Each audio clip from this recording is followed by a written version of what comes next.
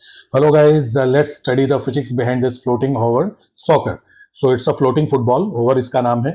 क्या इसके पीछे फिजिक्स है? तो पहले एक काम करते हैं। सबसे पहले तो हम इसको यहाँ रखते हैं।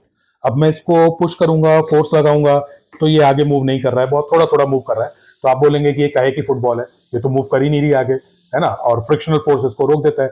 मैं फोर्स अप्लाई करता हूँ, फ्रिक्शनल फोर्स है, फ्रिक्शनल फोर्स रुक रहा है इससे।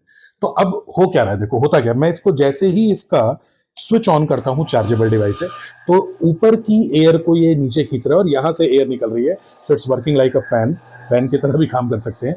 अब आप सोचो कि ये एक्चुअल में रॉकेट वाली फिजिक्स लग रही है, Newton's third law of motion. अब अगर गैस एग्जॉस्ट अब यहां से निकलेगी तो ऊपर की तरफ फोर्स निकलेगा, जैसे गुब्बारे में आप हवा भर के गुब्बारे का मुंह नीचे की तरफ छोड़ोगे, उसको एयर जो बाहर निकलेगी प्रेशर से, तो ऊपर की तरफ फोर्स लगेगा, थर्ड लॉ ऑफ मोशन। लो, मैंने इसको यहां रख दिया।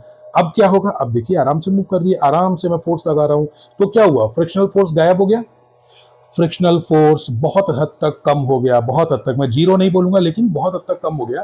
क्यों कम हो गया, इसका रीजन ये है कि जब इसने नीचे की तरफ एयर को निकाला तो ऊपर फोर्स निकल रहा था, उसने नॉर्मल रिएक्शन को कम कर दिया। एंड ऑब्वियसली फ्रिक्शन फोर्स जो है वो नॉर्मल रिएक्शन पे डिपेंड करता है। नॉर्मल रिएक्शन की वैल्यू कम हुई, फ्रिक्शनल फोर्स कम हुआ और इजिली मूव कर रहा था। लेकिन ये सरफेस पे भी डिपेंड करता है, जैसे कि ये अब इस गद्देदार सरफेस पे मैं इसको ऑन करके भी रख दूं, लो, कोई फर्क पड़ा?